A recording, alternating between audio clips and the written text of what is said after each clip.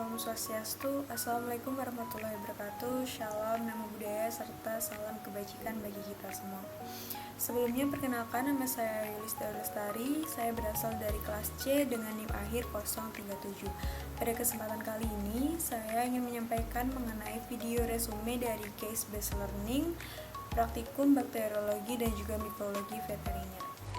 Di sini kita membahas 4 pokok bahasan. Yang pertama ada pengenalan alat, pembuatan media dan juga isolasi kuman. Lalu yang kedua ada pewarnaan gram, serta yang ketiga itu ada uji biokimia, uji gula-gula dan juga uji katalase. Dan yang terakhir itu ada uji sensitivitas dari kuman. Untuk alat-alat yang umum biasa kita gunakan dalam proses praktikum ini, yang pertama itu ada autoclave, di mana autoclave ini berguna untuk mensterilkan peralatan laboratorium dengan memanfaatkan uap air panas bertekanan tinggi. Lalu yang kedua ada jarum Ose sebagai alat inokulasi dari mikroorganisme. Lalu yang ketiga ada can Petri yang digunakan untuk menumbuhkan dan mengamati mikroorganisme.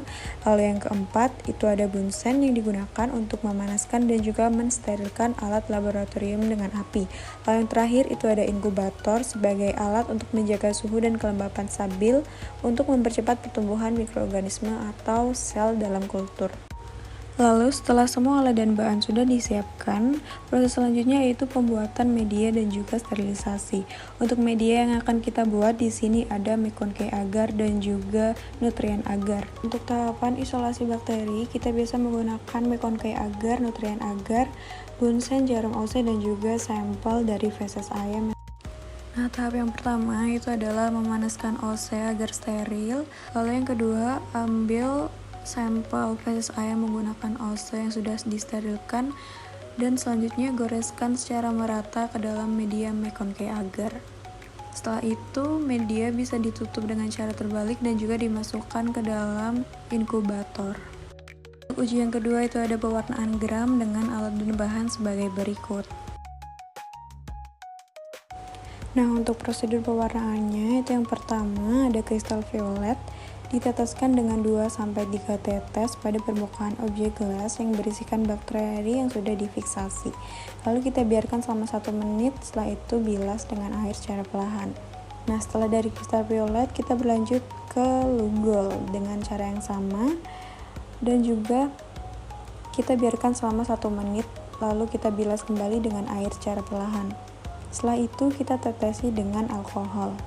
Nah, pada alkohol ini objek gelas agak dimiringkan sedikit, kemudian kita siram dengan permukaan gelas objek yang berisi bakteri dengan larutan alkohol sampai larutan bekas cucian alkohol ini kira-kira tidak berwarna sekitar kurang lebih 30 detik. Lalu kita bilas kembali dengan air secara perlahan dan dilanjut dengan tahap terakhir yaitu safranin. Kita teteskan dan biarkan selama 2 menit, lalu kita bilas kembali dengan air secara perlahan. Bisa diamati di bawah mikroskop. Setelah melewati proses uji, hasil pengamatan didapat sebagai berikut. Nah, ini yang pertama ada bakteri dengan preparat berwarna ungu yang memiliki sifat gram positif dengan bentuknya adalah kokus atau bulat. Nah, susunan ini membentuk seperti anggur atau klaster. Dan warna biru atau ungu ini disebabkan karena pertahanan dari kristal violet setelah proses dekolorisasi dengan alkohol. Lalu yang kedua, ini ada bakteri dengan sifat gram negatif yang bentuknya itu basil atau batang. Dan susunannya itu tersebar acak, tidak beraturan. Dan warnanya sendiri itu merupakan warna merah muda atau merah kekuningan. Dan hal ini disebabkan karena tidak mempertahankan kristal violet serta penyerapan pewarna safranin sebagai pewarna penutup. Nah, untuk uji kimia dan juga uji gula-gula, ini alat dan bahannya itu menggunakan alkohol 70%, glukosa, laktosa, biakan bakteri, api bunsen, jarum Ose dan juga jarum inokulum, serta yang terakhir itu ada inkubator. Untuk jenis medianya sendiri, yang pertama itu ada TSIA, lalu yang kedua ada SIM, yang ketiga ada MR dan VP, lalu yang keempat ada SCA, dan yang terakhir itu ada gula-gula. Nah, untuk tahapan pertama itu ada pada TSIA. Pada tahap ini, inokulasi dilakukan dengan cara menusukkan dan juga menggoreskan koloni bakteri ke media TSIA. Setelah itu diinkubasi pada suhu 30 derajat Celcius selama 24 jam. Nah, untuk tahap uji yang kedua itu adalah uji SIM. Sama seperti uji yang lain, pada uji SIM ini, media diinokulasi secara tusuk lurus dan juga diinkubasi selama 24 jam di dalam inkubator. Untuk uji yang ketiga itu ada uji MR dan juga uji VP. Nah, pada uji MR dan juga uji VP ini, bakteri diinokulasikan ke dalam media cair MR dan juga VP, serta diinkubasi selama 48 jam. Uji MR ini dilakukan dengan menambahkan indikator meten merah, sedangkan uji VP tidak menunjukkan reaksi warna merah setelah penambahan reaksi alfa-naftol dan juga KOH. Nah, untuk dua tahap terakhir ini ada dua uji. Yang pertama itu ada uji SCA dan juga uji gula-gula. Untuk uji SCA ini, setelah digoreskan di permukaan media, maka bakteri akan diinkubasi selama 24-48 jam. Lalu untuk tahap uji terakhir yaitu uji gula-gula, inokulasi dilakukan ke media fermentasi yang mengandung glukosa, laktosa, dan juga sukrosa, serta terdapat indikator pH dan juga tabung Durham. Nah, hasil dari uji kimia dan juga uji gula-gula adalah sebagai berikut.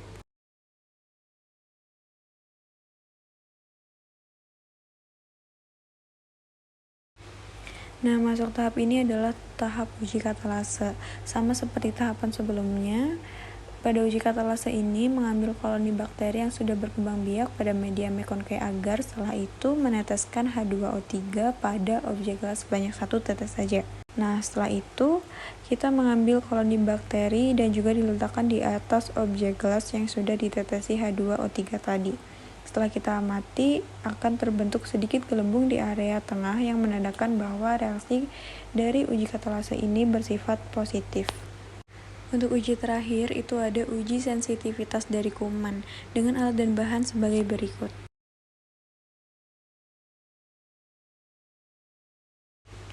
Nah, untuk proses tahap awalnya, dicelupkan cotton swab ke suspensi bakteri Streptococcus lalu diratakan ke seluruh permukaan media MHA agar bakteri tersebar secara homogen sehingga hasil zona zambatan dari antibiotik dapat diamati secara jelas.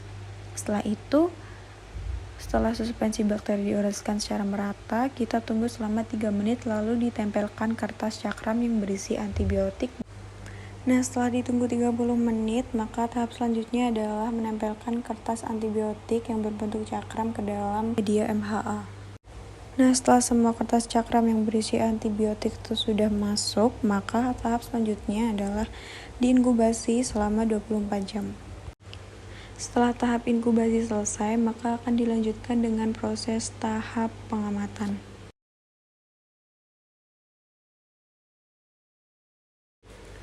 Hasil pengamatan menunjukkan bahwa semua antibiotik yang diuji menghasilkan zona hambatan dengan diameter bervariasi. Zona hambatan terluas ditunjukkan oleh sulfamethoxazole sebesar 29 mm dan juga kanamisin sebesar 28 mm dan termasuk dalam kategori peka. Nah, hal ini itu menunjukkan bahwa kedua antibiotik tersebut sangat efektif dalam menghambat pertumbuhan Streptococcus. Amoxicillin, bacitracin, dan juga ampicillin ini menunjukkan zona hambatan yang sama, yaitu dengan signifikan 18 mm dan juga 20 mm dengan kriteria yang tetap tergolong peka. Nah, kesimpulan yang dapat kita ambil dari praktikum ini adalah praktikum biokimia ini melibatkan serangkaian tahapan penting untuk memahami karakteristik dari suatu mikroorganisme. Dimulai dengan pengenalan alat, pembuatan media, dan juga isolasi kuman sebagai dasar kerja untuk laboratorium.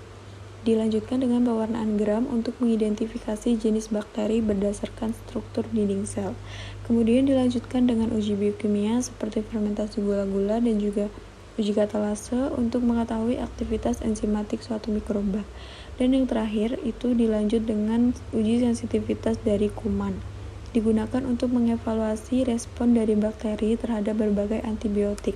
Nah, seluruh tahapan ini membentuk dasar dalam analisis mikrobiologi klinis dan juga diagnosis.